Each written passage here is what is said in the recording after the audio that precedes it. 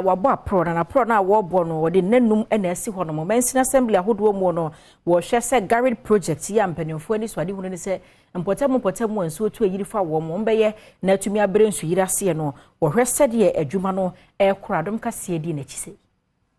Oswafo wa share amomon ketwanto to yeso ene nimpuntu between local government decentralization and rural development ashasia woko apro e greater Accra resilient and integrated development project no eso assemblies awodoa okoye e Ablekuma West Ablekuma North ene Ablekuma Central ya wonfa ne dwumedie no e mawie ya ogusua etwaso okoduru ho e na Oswafo dambotwe editu dwase GARID project ya wode e ba yeyi etirimu pa ne se beboa na ensuyiri ye twifa omanfo fie no eso etimi na fenso awonini esem akonkan yama assembly bia a kire ba bia nsuyiri a point efaba assembly bia yes analysis am se munya mahu ana mahu challenge ewo bia electoral area ba kono enye the same as the baby ho baby wa gata mu na esha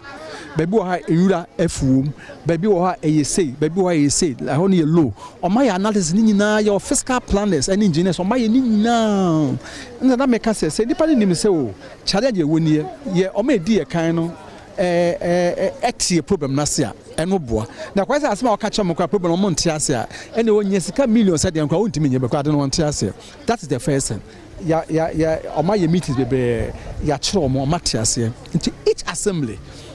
we are dealing with 17 assemblies okokoduru ho no woni mansin panimfo miensa George Brewer wa Ablekuma West Kofi Fori e wa Ablekuma North ena Mariam Kale Amoyi enso e wa Ablekuma Central na woni wo mo atwetwe enkomo e ma wo kire se de yonjumedie no esi eko yeko be August mu ho no na ebia nsuo no so se eto a etwe note de ba ntini asan etim note no de efrim be yem proti ade ni wie enti se yan wie ni ade ahopopo ekoya ye be breach law no law so ye breach a eno no so what it goes with anything ama ya ade no timo de munya abotre ye beba ne ewo market areas na ade ndie omo pra no hu de agum wahu yen crofo no epra all right but still every day operation clean your frontage by ya ko educate you omo de bia ye chichi amanfo ko but still omo pra no mo de agum